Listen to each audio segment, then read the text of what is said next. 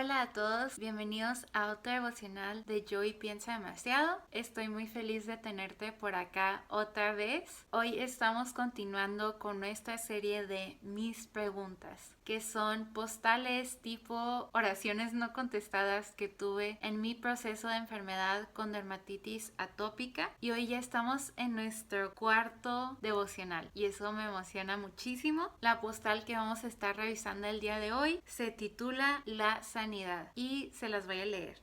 Dice: ¿por qué no quieres sanarme?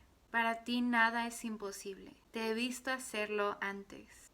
¿Por qué no ahora? Pero creo que tu voluntad es otra. Normalmente solo nos basamos en uno o dos versículos, pero esta postal amerita poquitos más versículos, pero tiene que ver con la historia de Naamán el leproso. El versículo 1 de Segunda de Reyes 5 nos da la introducción a quién era este personaje. Así que vamos allá. Dice: el rey de Aram sentía una gran admiración por Naamán, el comandante del ejército, porque el Señor le había dado importantes victorias a Aram por medio de él. Pero a pesar de ser un poderoso guerrero, Naamán padecía de lepra. Vemos que nuestra condición puede forjar nuestra identidad. Naamán era exitoso, era bueno en lo que hacía y él era admirado por eso. Pero a pesar de tener todo este éxito, él era reconocido como un leproso. Y sabes, la lepra era una enfermedad evidente. Empezaba como manchas en la piel, luego se les caía el cabello,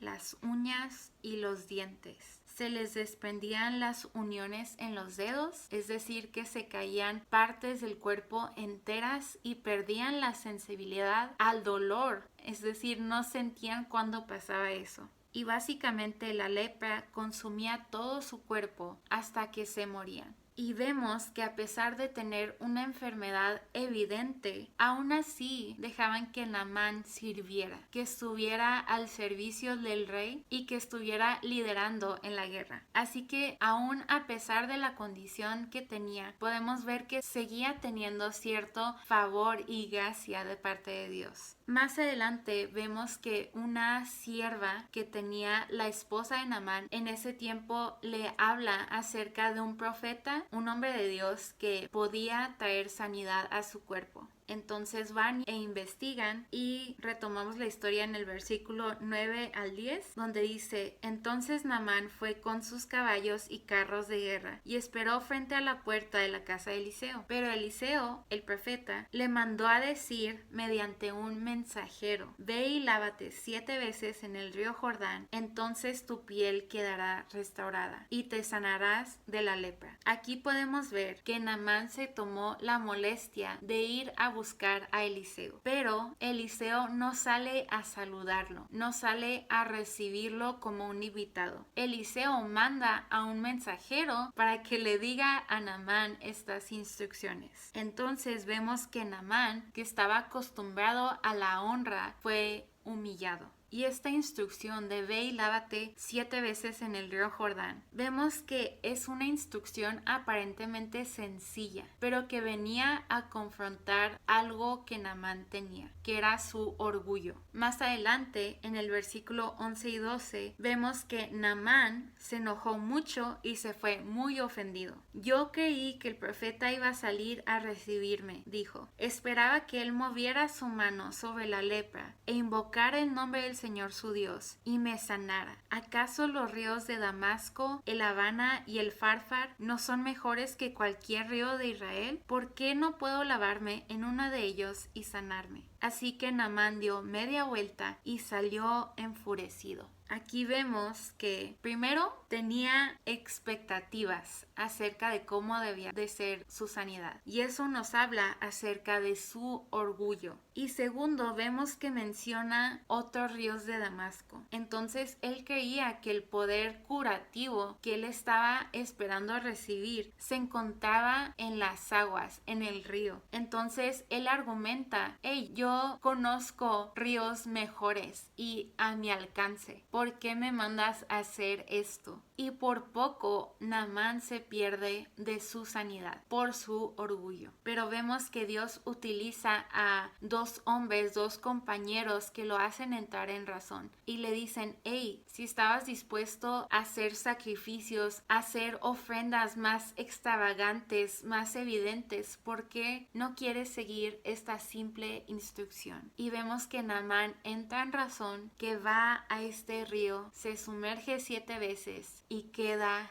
limpio. Y yo pensaría que él no podía creer lo que estaba viendo. Había pasado la mayoría de su vida con esta condición y él ahora ver su piel limpia era un milagro. Y en el versículo 15 dice: después Naamán y todo su grupo regresaron a buscar al hombre de Dios. Se pararon ante él y Naamán le dijo: ahora sé que no hay Dios en todo el mundo excepto en Israel. Así que le ruego que acepte un regalo de su siervo. Y aquí vemos que el poder curativo que Naamán recibió no vino de las aguas, no vino del río, vino de la fe, de creer aún en algo simple, en algo sencillo, en algo que lo humillaba, transformó su cuerpo, transformó su corazón, su percepción. Ahora reconocía que había un Dios en Israel y él quería el favor de ese Dios. Y encontré un comentario bíblico que dice: este hombre llegó enfermo físicamente a Israel para después regresar no solo limpio de su piel, sino también espiritualmente. Ahora estaba perdonado y reconciliado con Dios.